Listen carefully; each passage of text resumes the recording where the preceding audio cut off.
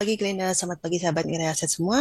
Pagi ini kita ada update seputar perkembangan pertumbuhan GDP Indonesia ya untuk yang kuartal 2 tahun 2025. Next.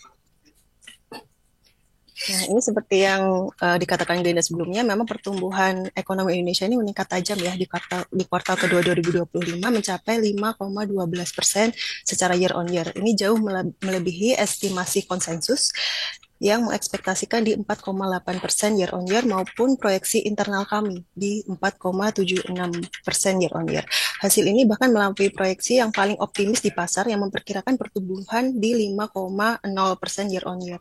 Pendorong utama kinerja solid ini adalah berasal dari konsumsi rumah tangga dan juga investasi yang masing-masing tumbuh impresif, yaitu 4,97% year on year dan 6,99% year on year.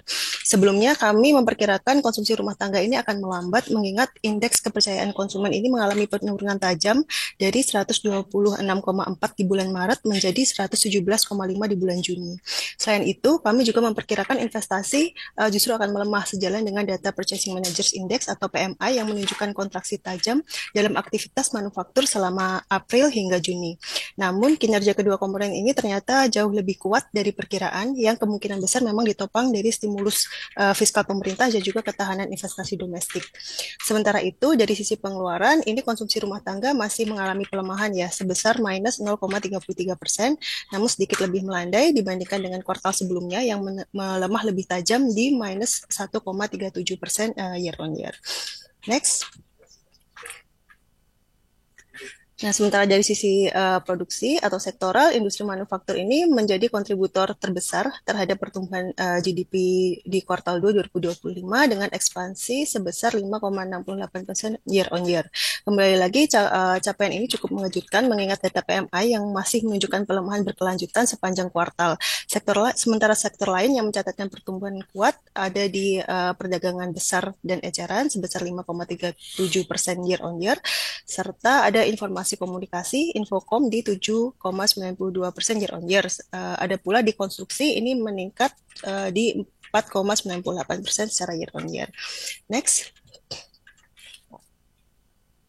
Nah, ini menurut pandangan kami memang pertumbuhan yang lebih kuat dari perkiraan di second Q 2025 ini merupakan perkembangan yang sangat positif sekaligus membantah ekspektasi pesimistis yang sebelumnya didasarkan pada pelemahan kepercayaan konsumen serta kontraksi di sektor manufaktur. Kejutan positif ini menunjukkan bahwa fondasi ekonomi Indonesia ini jauh lebih tangguh dari yang diperkirakan serta mencerminkan daya tahan terhadap tekanan eksternal maupun domestik. Ke depan kami memperkirakan bahwa kebijakan moneter akan mengambil pendekatan yang lebih terkalibrasi ya dengan menyeimbangkan antara mendorong pertumbuhan ekonomi domestik dan upaya untuk menjaga stabilitas makroekonomi.